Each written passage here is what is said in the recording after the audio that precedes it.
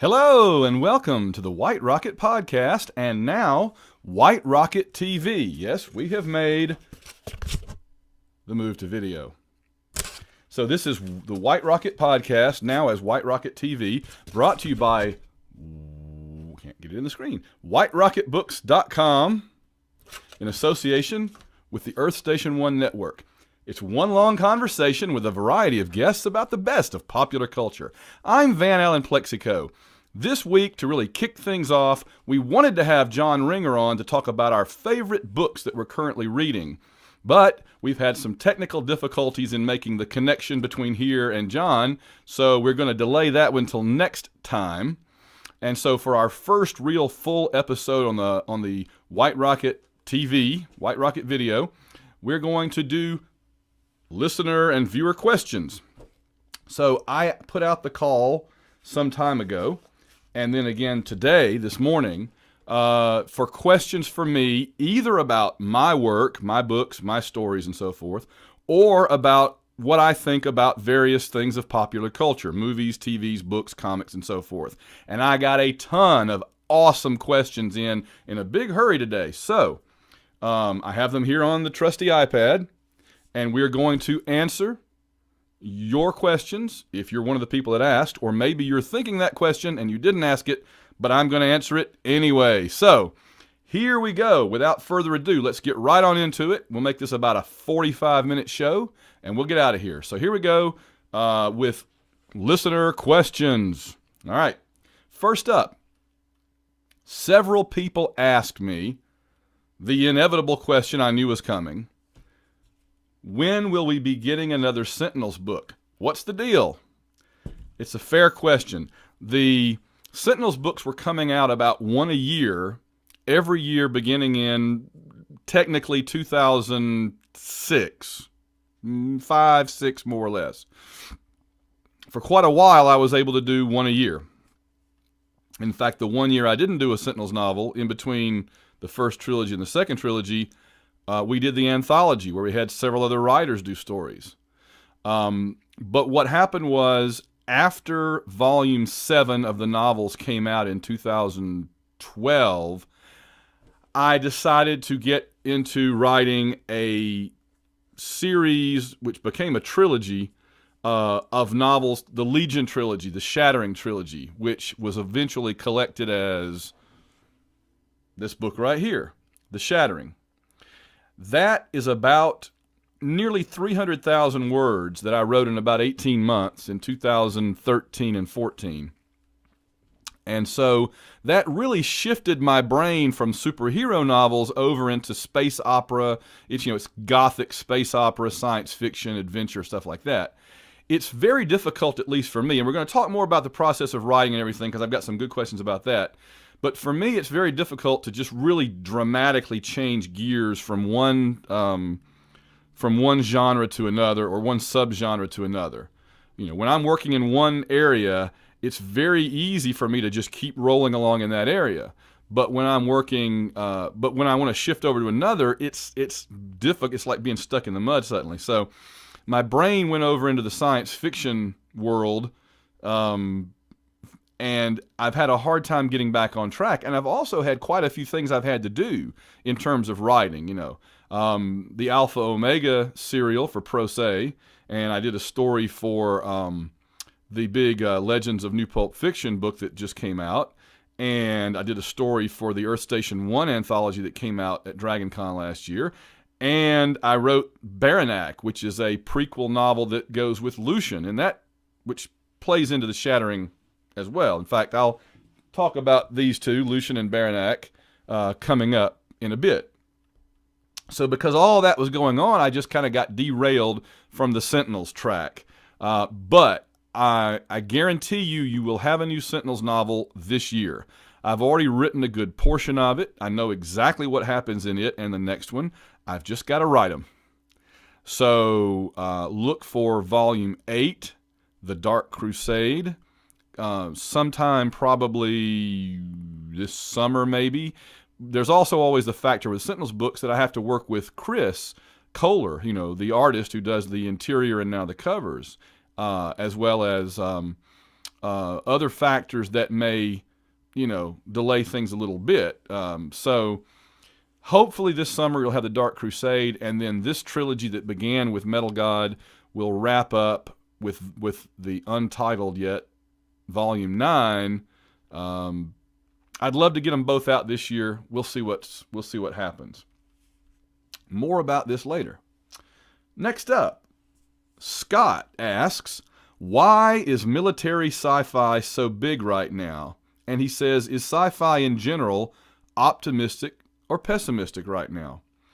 Well, there's no doubt that military science fiction is big right now. You have a whole company, Bayan, that pretty much does almost nothing else, or at least that's certainly their specialty.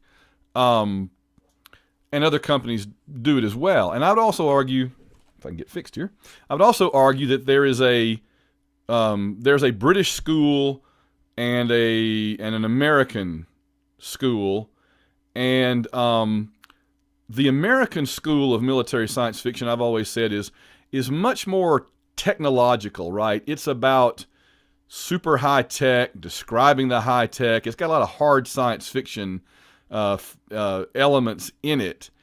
It's much more about, usually, I would argue this, usually with American science fiction, you can see a lot of American military influences in it. A lot of the military science fiction that is being published today from the United States is written by veterans, former American servicemen and perhaps women. So they have a very strong perspective, right? They have a story to tell, or many stories to tell. And they have something that, they have a unique voice in that, and that's great. The British version of it seems to me to have a more fantasy aspects to it, right? Even if it's got hardcore, kind of hard science fiction elements and technology, it also emphasizes a lot more fantastical elements. I mean, I'm thinking about the Black Library, the Warhammer 40,000 stuff, but even Peter F. Hamilton, right? A lot of what Peter F. Hamilton writes could be classified as both space opera, and he has a lot of military science fiction elements in it. But in his work, there is always, or often, an almost fantasy layer to his stuff. I mean, his stuff is hard to pin down. It's kind of space opera. It's got fantasy elements, and it's got a lot of military in it. So I would say that one of the reasons military science fiction is doing so well right now is that there are people who have military experience writing it, and that there's a whole company, two companies, if you count the United States with Bayan and the Black Library in the United Kingdom. There's at least two companies that's their main thing, right, that they're pushing. People seem to like it. And also, I think in this time of terrorism and concerns about safety in the future, we know we have to kind of depend on our military to keep us safe, in ways that are different, that are more active than maybe during the Cold War, right? During the Cold War, we could sit back and say we have our nuclear arsenal. The Soviets have their nuclear arsenal. That's, 2 seconds to doomsday, perhaps, but it wasn't granular. It wasn't like somebody coming in with a bomb to blow up your restaurant or something, right? So with today's terrorism threat, it's much more at the individual, specific, local level, it seems like. And so being able to depend on not just impersonal nuclear arsenals, but on soldiers, on servicemen and women who actually get the job done, I think that maybe there's something to that as well. I'll leave it at that, because I'm sure there's more answers and stuff that I'm not even thinking of, I'm sure. But that's what, off the top of my head, comes to me. And yeah, his other question about optimistic and pessimistic. I think that science fiction was more optimistic in previous decades, and it's gotten more pessimistic now. You see zombie apocalypses and post-apocalyptic stories. I've written several myself. And I think that it ties in with the popularity of some fantasy things right now is almost escapism. We feel like, in some ways we're more pessimistic about the future than we used to be. We thought that we would have, the old standbys, the flying cars. Where's my flying car? But we thought we'd have moon bases. We'd be on the way to Alpha Centauri by now. We'd have a base on Mars. We'd have landed on Mars and not stranded Matt Damon there. And I think that because the future has not turned out to be what it was cracked up to be in the past, right? It's been a different future. The future has turned out to be a future of this, right? Not bases on Mars. It's driven by where the money goes, and money is in cell phones that can play movies in the bathroom. The money is not in putting Matt Damon on Mars. It's just not. So I think because people are somewhat disappointed in the future that we've gotten, and because of things that I just talked about, like fear of terrorism and so forth, and political discord and tension, I think that makes people turn to science fiction, but in a way as more of escapism rather than predictivism. Okay? So that's my thoughts on that. Clicking right along, because we've got a lot of questions to get to.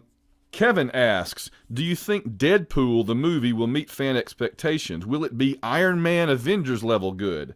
Well, the thing about that is, I kind of missed Deadpool. And what I mean is, I read comics as a kid up into my teenage years, and then I went away through high school, through college, and into graduate school, and didn't read comics at all. I came back into comics toward the end of graduate school when I was off, in Washington, D.C. by myself, alone and lonely and bored, and I started reading comics again. This was right before the internet, so, I didn't even have that to turn to. So I started reading comics again, and that carried me pretty well through the next several years. But Deadpool apparently, I guess, had come along during that time, and I'd missed him. So when I'd start seeing him popping up in comics, and of course he was an X-Men character, right? He's an X-Men character, and I never read the X-Men after the original 70s, early 80s Chris Claremont, John Byrne period.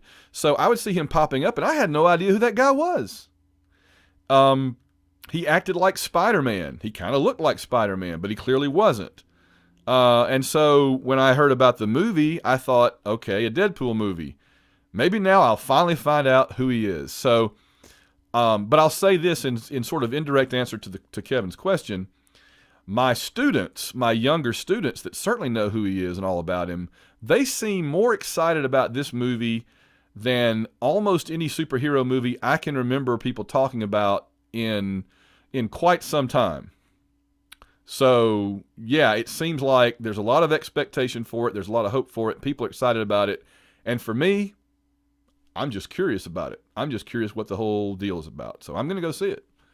But I have no preconceived notions. So, but Iron Man Avengers good, probably not for me. Maybe for young people for whom he is like their Iron Man, So we'll see. Okay, let's see. Oh, here's a question from David. David asks, what has it been like actually getting to meet some of your influences, and have any of them given you any advice you've been able to apply to your craft? That's a great question. I have been very, very fortunate over the last few years in some ways because I do a lot of conventions. I'm on panels a lot. I get invited to a lot of conventions to appear. And so I've been placed on panels right alongside heroes from my childhood, my teenage years, my adulthood. I just went through the other day and was trying to gather all in one place the photos that have been taken of me with these people, and I was just amazed at how many. I mean, just off the top of my head, I've gotten to meet David Michelinie, who wrote so many great Avengers and Iron Man and Spider-Man comics, and he's such a good guy. I got to meet and interview Joe Haldeman and Harry Turtledove, Harlan Ellison, I've gotten to be friends with John Ringo. I've gotten to meet Kevin J. Anderson on several occasions. Timothy Zahn, on and on and on. Also got to interview in front of a giant crowd at DragonCon Bruce Boxleitner and Mira Furlan from Babylon 5, Sheridan and DeLynn. And while they're not, writers, their work acting out Joe Straczynski's Babylon 5 stories was a huge inspiration on me as well, seeing them, as the personification of those characters. So, it's been amazing. It's been thrilling and inspirational. And I don't know that I've gotten any specific sort of writing advice directly from any of them, but by interviewing them and talking with them and learning, how their careers developed and the choices that they made, the things that they did, the decisions that they made in their career. Those conversations all just sort of added layer upon layer of knowledge that I had that I can draw from, right? So the specific writing advice I've gotten over the years has largely come from reading things like Roger Zelazny's several essays on how to write science fiction or fantasy, things like that. But meeting them, I think, really just drawing from their experiences and being inspired by them, and just getting to meet them and know that they really exist. They're real people you can touch and talk to. So that was really awesome. Yeah. And I wouldn't trade that for anything. And I'm hoping to meet still more of them, right? There's a few out there I'd still really like to meet that have been big influences and have just entertained me, right? Just made me happy over the years. Reading their stuff makes me happy. So it's great to get to actually meet them and to bring those interviews to you whenever I'm able to remember to actually turn on the recorder. So sometimes I have, sometimes I haven't. Let's see. Tom asks, oh, this is cool. What classic TV series would you like to see rebooted like Battlestar Galactica?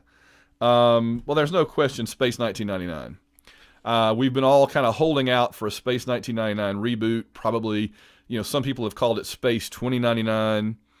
I almost want to see kind of a retro Space 1999 that says what, a modern take on what would 1999 have been like if we had created the Eagles and the moon base and all that we saw in Space 1999. So I almost want it to stay Space 1999. But on the other hand, because of the way that things have worked out about NASA and funding and technology and everything, it probably will be 2099 before we actually are even remotely able to do the things that we did in that show. And that's sad to me because I won't be here anymore. If it could be Space 2029, I could see that, hopefully. But yeah, I would love to see them reboot 1999 in some fashion, and make it a little more. I mean, people say that the big problem with Space 1999, it wasn't plausible, and I think a magical starship flying around the universe at warp speed with a half alien, half human crew member. Oh, that makes perfect sense. That's plausible, yeah. But having a spaceship that we already have up there in the sky, the moon, right? It already exists. The main spacecraft in Space 1999 already exists. So, yeah, I would love to see that, and I have so many ideas. I wish I could be the showrunner on it, because I have so many ideas of how to do it, and for just a couple of tidbits. One of the things I would emphasize in a new version of Space 1999 is I would emphasize the potential for mutiny among the crew who feel like the commander is leading them somewhere they don't want to go, right? He should have tried to get them back to Earth. He shouldn't have just said, we're not going to try. Another thing I would emphasize, and so you could have factions. Another thing I would emphasize is the idea of, on the original 1999, they had a great bureaucrat, Commissioner Simmons. He was a great character. I mean, he was sort of villainous. You didn't like him. He ended up being very villainous. But he was only in 2 episodes, in Breakaway and the one with Christopher Lee. And they got rid of him. And man, I would have loved to have seen that kind of a character that's working to undermine everybody else, working to undermine the commander and his authority, and have a kind of a rivalry. I think that would be great. So the thing I do love about Space 1999 is that you'd get so many really far out, alien type cosmic visitors to the base. I mean, that place was Grand Central Station. It's just this tiny little gray moon with a tiny little base on it, hurtling through the cosmos, going through space warps, which is how it got much further away so quickly. People overlook that. And yet every alien with a British accent in the universe had to stop by and have some dealings with them. It was great. So, okay, moving on along here. Tom also asks, this is kind of an interesting hypothetical. looking at the iPad here. Tom also asks if the Marvel Cinematic Universe had started in 1993. Oh, this is a question I really need to get Jim Yelton on here to talk about. Jim and I could have a good conversation about this. If the Marvel Cinematic Universe had been started in 1993, I guess instead of 2008 with Iron Man, who would have been cast as the Avengers? Okay, well, honestly, I have no idea. But I will say this. My friends and I, some of you watching, we were casting such a movie every year for the last 30 years, right? So, one moment. So we've thought a good bit about it. But honestly, I have to admit, I never came up with a very good candidate to be Thor. I just didn't. That's kind of hard to cast. Chris Hemsworth kind of came out of nowhere and I think is perfect. But in 1993, who would it have been? Who would it have been? I don't know. I'm just not very good at casting. It's a great question, Tom, but let's ask Jim that the next time he's on the show. We'll think about it. And if you guys out there have any good ideas, leave them in the comments. In fact, by the way, don't forget to subscribe to White Rocket TV on our YouTube page and leave comments and rankings, because that helps the show, as I understand it, to get more popular and more visible, and more people will find it, and it'll, and all that would be great. So please do that. Don't forget to subscribe and to leave a comment. In fact, Mira made this little sign for the other show, for the Wishbone show. Yeah. Like and leave awesome comments. Well, that's what Mira says, so you can't go against that. Okay, moving right along here. James asks, what do you think is the future of comics? Oh, that's a big one, isn't it? The future of comics. Well, it's a future I'm not thrilled about, honestly. I'm a guy who grew up reading 4-color, rough, pulpy paper, slick cover comics with lots of dialogue and lots of captions and a fair number of thought balloons. Those comics do not exist anymore, other than the ones that were printed back then that you have in your long box or your short box or a stack somewhere. Those comics quit existing pretty much during the 1990s. During that time, comics became much more what we call cinematic, meaning that the pacing slows way down. In other words, it used to be that comics would show almost a scene every 2 or 3 panels. This happens, meanwhile over here, and this happens, meanwhile back at the Daily Bugle, this happens, and over at Avengers Mansion, this happens, and the Wasp thinks this about it, and Captain America says this, and Thor says this, all in the same panel. Now, you may spend 2 or 3 pages just slowly zooming in on Avengers Mansion without anybody saying or doing anything. And I guess that sort of replicates the feel of a movie. But see, to me, comics and movies are not the same medium. They're not. And they shouldn't feel the same. Comics have their own vocabulary, their own pacing, their own style.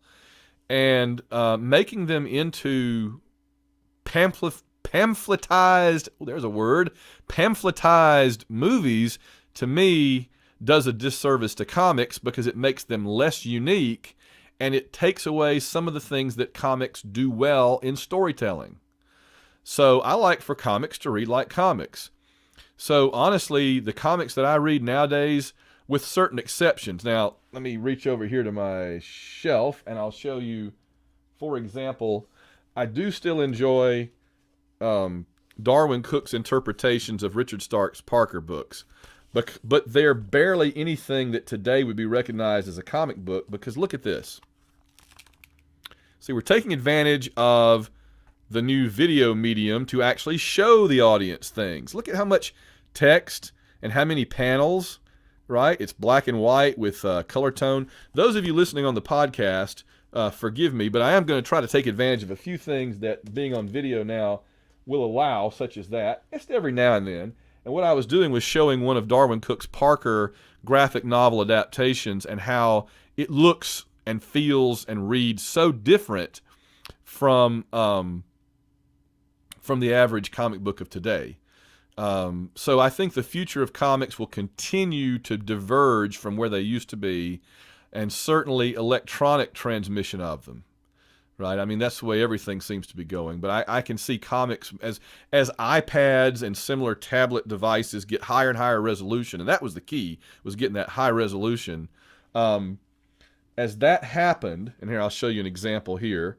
As that happened, it gets easier and more pleasant to read a comic book on the iPad. So, for example, oh gosh, it's being slow. Come on, there.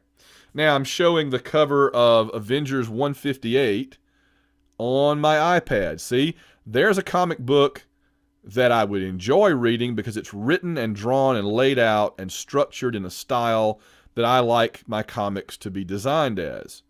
And on the iPad, you can read it this way. Hey, it's old King Kong from 1976. See there? The resolution is high enough that you can actually read it without having to blow the panels up. So that, to me, is certainly one possible future of comics. How long will they continue to print the pamphlets? I'm doing the air quotes. The pamphlets, right? The little installations. I don't know. They're certainly not. One of the advantages of individual comic books used to be they were so cheap. I'd go buy them for 25, 30, 35 cents in my heyday. So you could get a little piece of a story for just pocket change. But today, even the little comic book, the little pamphlet comic books cost so much. $4 or $5, I can buy a paperback book just about for that and have many hours more entertainment. Of course, the thing today, and I'm just looking around for an example of this, would be the graphic novel or trade paperback collection. And I'm showing a copy of the new Marvel Star Wars comic. And it's very cinematic, not like comics I used to like to read. See there? They even start with a long time ago in a galaxy far, far away in a whole page just by itself. In a Marvel comic from the 70s or 80s, that would have been a caption at the top corner of the first panel. So for $22, you get about 45 minutes worth of entertainment there. You decide. You make the call. You decide if that's worth it. So yeah, I think comics will continue to diversify in different media, and I don't know how long we'll still have the pamphlets. We'll see. Good question, James. Let's see. Steve asks, if I were going to try your novels, which one should I start with? Well, start with any of them. I always, the way I answer that generally, novels, just novels, because I write a lot of short stories or I write a lot of nonfiction. But if people ask me about novels, I've written 13 novels as of January 2016 when we're recording this. I've written 13 novels. Most recently, this is kind of hard. It's like looking in the mirror. Most recently, this one, Baranac. I'm pointing at Baranac there. That's number 13. I always classify them into two categories. There's my superhero novels, of which there are 7 currently. And there are my science fiction shattering universe novels, of which there are 6 currently. If you want to read superheroes, you have no choice in my work but to start with When Strikes the Warlord. When Strikes the Warlord, I don't have a copy of it handy, do I? No, I do not. When Strikes the Warlord is volume 1, and the Sentinels are written serially. So, you read the whole series. You start with When Strikes the Warlord, and then go to A Distant Star, Apocalypse Rising, The Shiva Advent, World Mind, Stellarax, Metal God, and now I'm working on number 8, The Dark Crusade. Okay, so start with that. But if you want to read my science fiction universe, which is space opera, military, gothic, all kind of stuff going on, really, you probably should start, it's like looking in the mirror. It's very confusing. You should start with Lucian. Lucian, I'm going to take it down and risk destroying my set behind me. Oh, there goes my stuffed Iron Man. I'll fix him in a minute. I have lots of Iron Men in my set behind me here.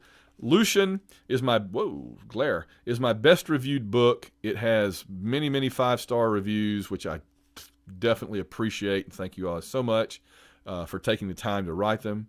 Gorgeous new cover art by Mark Williams. Mark, thank you so much. I love your work as always, and it's such an honor to have it on my books. But Lucian is the first book in my science fiction universe. There's a fair amount of what seems like fantasy in it, but screen keeps going dark. That's weird. There's my stuffed Iron Man. Hello, stuffed Iron Man. But it really is a science fiction book. There. Okay, I've just been repairing the set for those listening on the podcast. I knocked everything loose. So Lucian is where it begins. There's the Shattering trilogy, which is collected in this omnibus. There's Hawk, which you see that the Hawk cover art back there behind the Battlestar Galactica and behind Iron Man. There you go. You can see the Lords of Fire, which is the first volume in the Shattering. The cover art by Mark, just amazing cover art Mark's been doing for this series. So start with Lucian. If you're more wanting to read just more like the military aspects of it, though, you can safely skip Lucian because the Lucian and Baranak are in like the god part of my Shattering universe. It has cosmic Jack Kirby type gods, and then there's humans with big weapons. Okay, so Lucian and Baranak are sort of the Jack Kirby cosmic gods part of my science fiction universe, and Hawk and the Shattering trilogy. Those four are more the military stuff, soldiers, of different types. So start with either Lucian or Lords of Fire, I would say, or Hawk. I don't think enough people have read Hawk. I think that more people need to read Hawk. I don't mean that in a any kind of an egotistical way or anything. I just mean that if you're going to read my other science fiction books, I feel like Hawk is, to me, it's right up there.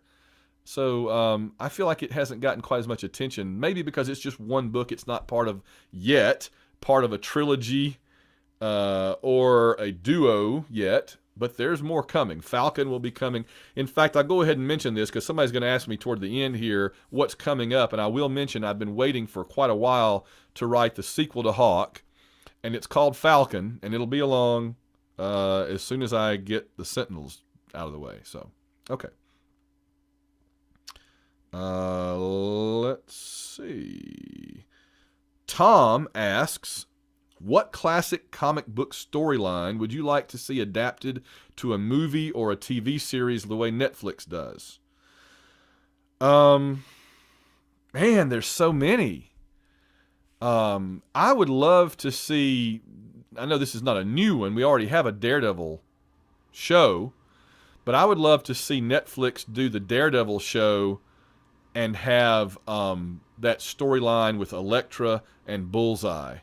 Because I'm not much of a street-level superhero guy. I like the cosmic stuff and, the Avengers and all that kind of stuff, the Galactus and everything. That's in my wheelhouse more. Even the X-Men and the Shi'ar, that's kind of in my wheelhouse.